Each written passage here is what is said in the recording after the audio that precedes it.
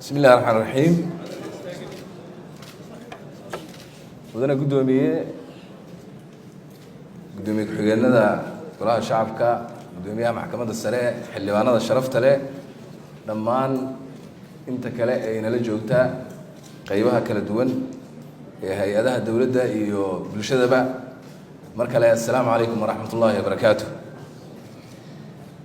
runtii waxaan dareemayaa mudane gudoomiye farxad aad u weyn kalsoonida ay siiyeen si guud ay siiyeen oo kala har lahayn walaalahayga sharafta leh xildhibaanadeena qaranka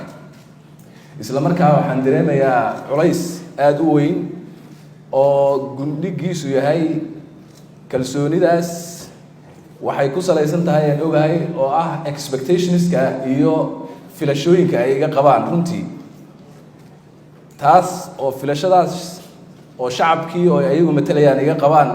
iyo duruufaha dalkeena yaala marka la isku maajgareeyo ama la isku balance gareeyo cabsi badan bay gelinaysaa laakiin waxaan ku kalsoonahay sida aad codka ii siiseen inaad ii garab istaagi doontaan waxaana hubaa haddaad ii garab istaagtaan in caqabad kastoo jirta aan si wada jira uga gudbi doono haddii ilaahay ilaalo kaftan yar haddaan ku daranaa waxaan codsanayaa markaan xukuumadda soo dhisana sidan oo kale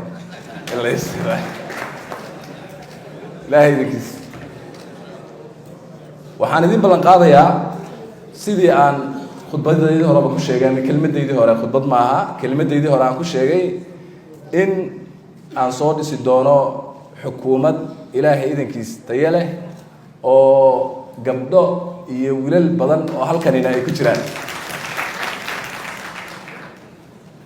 waxaan runtii idinka mahad celinayaa oo aad ku mahadsan tihiin dadaalkii dheeraa ee la soo galay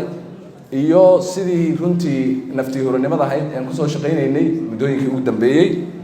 maantana waxay maraysaa in golihii fulinta ilaahay idankiis aad chiefkooda ansixisaan si loo soo dhiso war badan iguma jiro hadda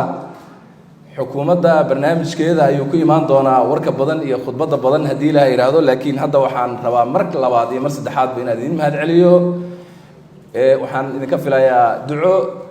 iyo garab istaag iyo saaxiibtinimo dhow oo aan ku wada shaqayno dhammaantiin aad iyo aad baad mahadsantihiin